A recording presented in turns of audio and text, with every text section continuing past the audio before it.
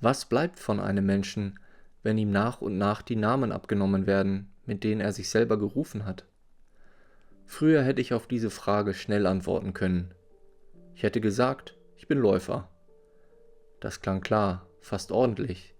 Es hatte Richtung, Staub auf den Schuhen, frühe Morgen schmerzende Beine, eine gewisse Art von Stolz.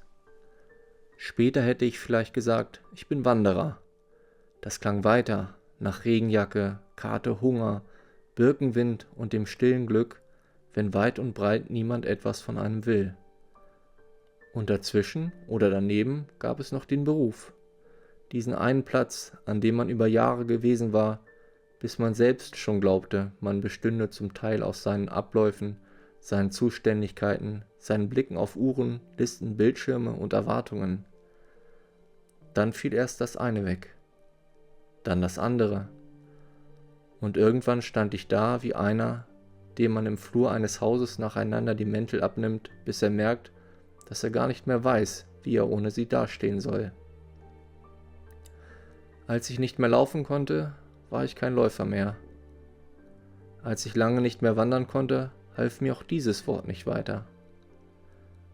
Als ich dort nicht mehr war, wo ich immer war, löste sich auch dieser alte Beweis von mir, an dem mich andere so gern erkannt hatten. Vielleicht ist das die eigentliche Erschütterung, nicht einmal der Verlust selbst, sondern die Stille danach.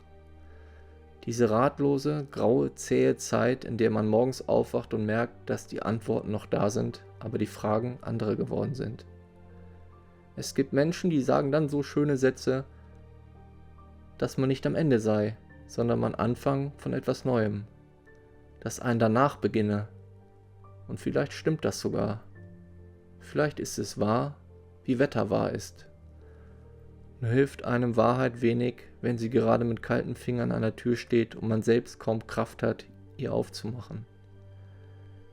Denn dieses danach fühlte sich für mich lange an, nicht wie ein Anfang.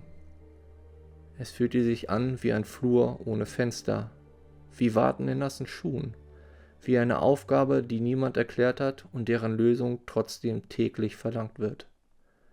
Zurück konnte ich nicht. Das war das Härteste und vielleicht auch das Klarste daran. Das davor war fort, nicht im dramatischen Sinn, eher auf diese erwachsene, bittere und endgültige Weise, wie ein Weg, der hinter einem im Moor versinkt. Man sieht noch ungefähr, wo er einmal verlief, aber die Füße wissen längst, dass dort nichts mehr hält. Also schaut man nach vorn, obwohl vorn noch gar nichts zu sehen ist. Lange dachte ich müsse dann wenigstens herausfinden, wer ich stattdessen bin. Möglichst bald und möglichst richtig. Möglichst so, dass es wieder Sinn ergibt. Aber auch darin steckt noch dieselbe alte Härte, die mich schon früher angetrieben hatte. Diese tiefe, sauber gelernte Frage, ob ich noch passe, ob ich noch hineingehöre, ob ich noch brauchbar bin für das, was man System nennt. Als wäre es eine große Maschine mit wenig Geduld und vielen Schubladen. Es ist erstaunlich, wie gründlich einem beigebracht werden kann, sich selbst danach zu beurteilen, ob man verwendbar ist. So gründlich, dass die Frage im Kopf weiterarbeitet, auch wenn die Tür längst zugefallen ist. Doch was für eine seltsame Treue ist das eigentlich, sich weiter an eine Ordnung zu klammern, die einen längst ausgespuckt hat.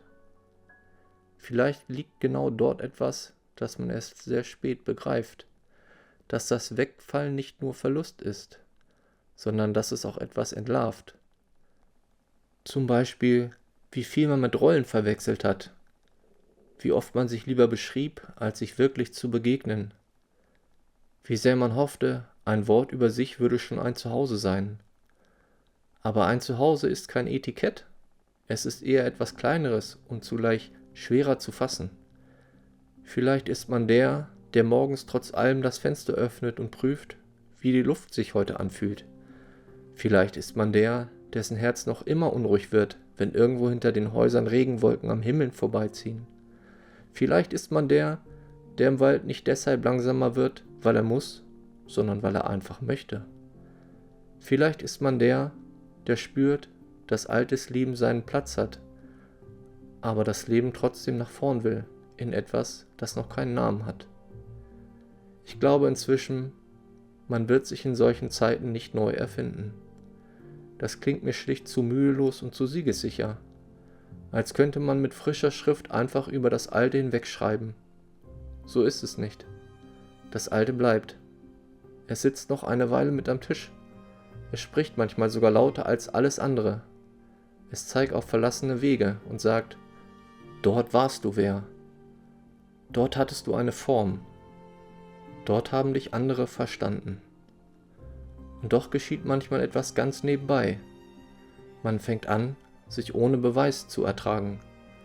Man hört auf, sich dauernd vor den eigenen Mängeln rechtfertigen zu wollen. Man merkt, dass ein Mensch auch dann ein Mensch ist, wenn er gerade nichts vorzuweisen hat, außer seiner Müdigkeit, seiner Sehnsucht und einer gewissen störrischen Hoffnung. Und vielleicht ist Hoffnung in solchen Zeiten überhaupt nichts Helles und Strahlendes. Vielleicht ist sie bloß das, dass man der Wahrheit nicht ausweicht, dass man nicht klüger sein will als das, was weh tut, dass man sich weder zurücklügt ins Davor, noch künstlich frohredet ins Morgen. Die Wahrheit war für mich lange kaum auszuhalten, ist sie auch heute eigentlich noch nicht. Sie sagt dann nicht, schau, wie schön neu alles wird. Sie sagt dann eher, hier ist der Bruch, das Ende für etwas, das niemals wiederkommt. Hier ist Erschöpfung, hier ist ein Leben, das sich nicht länger in die alte Form pressen lässt. Aber sie sagt auch noch etwas, dass dort, wo etwas nicht mehr passt, auch nichts mehr passend gemacht werden muss. Vielleicht bin ich also nicht mehr der ich war. Vielleicht ist genau das der Anfang jeder ehrlichen Antwort. Nicht Läufer, nicht Wanderer, nicht der Mann von dort, nicht die Funktion, nicht der Beweis und nicht die Rolle, sondern einer, der noch da ist.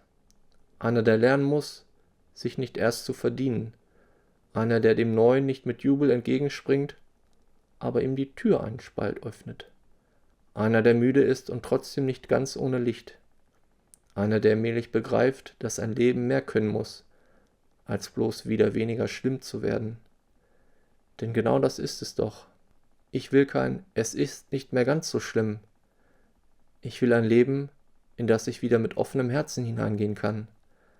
Eines, das nicht bloß auszuhalten ist. Eines, das nach mir klingt.